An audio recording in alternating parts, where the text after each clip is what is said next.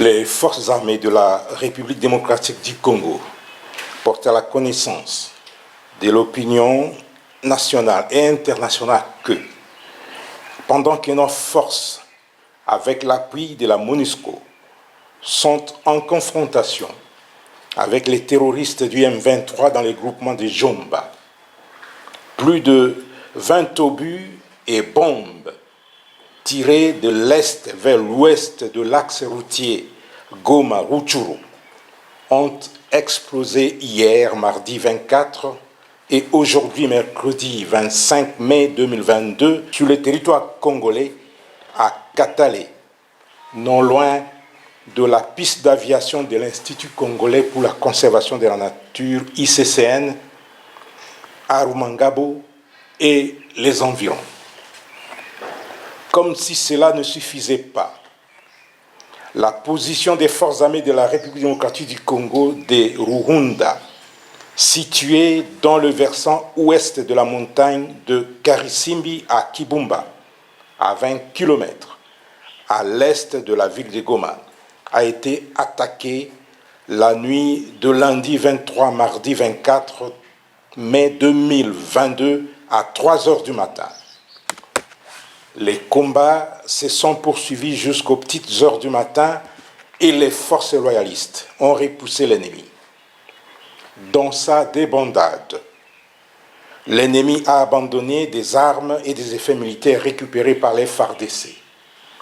Il s'agit notamment d'un mortier 60 mm, d'une arme AK-81, de 8 roquettes anti-tank, d'une chaîne de munitions de l'arme PKM, d'une paire de tenues militaires, d'un casque et de 2 gourdes militaires non utilisées ni par les FARDC ni par les terroristes M23. Le matin de ce mercredi 25 mai 2022, les positions des FARDC de Kibumba et de Jomba ont été une fois de plus attaquées. Les forces loyalistes déterminées à ne laisser aucun centimètre du territoire national à qui que ce soit se comportent de manière professionnelle sur le terrain, aussi bien à Jomba qu'à Kibumba. Ainsi, le gouverneur militaire de la province du Nord Kivu et commandant des opérations a saisi le mécanisme conjoint de vérification élargie de la conférence internationale pour la région des Grands Lacs pour les investigations sur l'origine de ces graves incidents. Face à cette situation très préoccupante, le gouverneur militaire de la province du Nord Kivu appelle la population au calme, à la vigilance, à ne pas céder à la panique, à faire totalement confiance aux forces armées de la République démocratique du Congo et à dénoncer toute présence suspecte auprès des forces de défense et de sécurité.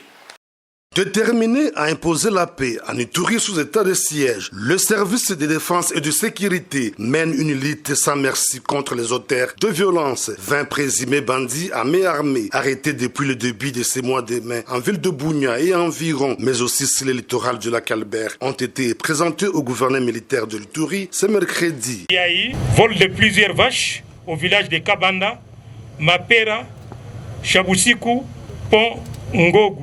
Ensuite, le même groupe a tué M. Kossi, qui est le chef de groupement de Makabo. La nouvelle vous a été pardonnée. Ils ont été arrêtés avec une arme du type Uzi, un chargeur, une grenade, 2 armes blanches et d'autres biens de la population volés. En outre, 6 rebelles ADEF et 2 miliciens Codeco capturés par les forces armées. 7 militaires indisciplinés, dont un colonel impliqué dans l'assassinat du sujet chinois, exploitant dès lors en territoire du Roumou. 2 autres éléments indisciplinés, 2 FARDC et 2 déplacés accusés d'avoir tué un militaire attiré ont été également présentés au commandant des opérations militaires en Ituri par le secteur opérationnel de l'armée. Nous avons 4 groupes. Donc nous avons otage beaucoup. Nous avons capturé. Nous avons Codeco. Et puis, tout ça là-bas, ça c'est. Des actions saluées par la population qui réaffirme son soutien aux services de défense et de sécurité en cette période de l'état de siège. Tuka furaha kubwa sana baendelee na kazi yabo et puis basirudie tena nyuma et puis ta permettre que nos population tutakuwa à l'aise. Au gouverneur militaire de l'Ituri de féliciter les militaires et policiers pour ces jolis coups de filet avant de réitérer son engagement à en finir avec les fauteurs de troubles et les cas d'indiscipline au sein de l'armée, tel que voulu par le chef de l'État et commandant suprême de FARDC, Félix Antoine Tshisekedi Tshilombo. Je crois la plus grande gratitude que nous pouvons donner à ces policiers, à ces militaires qui se sacrifient, c'est de voir que nous punissons ces mauvais-là, que nous punissions ces bandits. Ils vont se dire, ah, donc le travail que nous sommes en train de faire, il y a un résultat, voilà, ces gens-là sont punis. Mais on punit plus le militaire pour montrer l'exemple. Il faut le dire, la traque des groupes armés et la lutte contre la mafia dans les rangs de FARDC a pris une dimension supérieure en Ituri, permettant la neutralisation des membres de groupes armés, la récupération de plusieurs localités en territoire d'Irumu et la libération de nombreux civils. De main des rebelles, le gouverneur militaire, le lieutenant-général Luboyanka Chamadjoni et toute son équipe ont doublé les efforts afin d'imposer une fois pour toute la paix sur l'ensemble de la province. Sur instruction du gouverneur militaire de l'Ituri, le lieutenant-général Luboyanka Chamadjoni, le commandant secteur opérationnel en Ituri, a tenu une causerie morale à l'intention du commandant de la force navale et unité de forces terrestres dont les éléments sont engagés dans les opérations contre la milice Codeco et un mouvement d'autodéfense au village de Trouvant, sur le littoral du lac Albert. Le général Nyembo Abdallah a encouragé ses compagnons d'armes de poursuivre les ennemis jusqu'à leur dernier retranchement, quelle que soit leur nature. Conscience.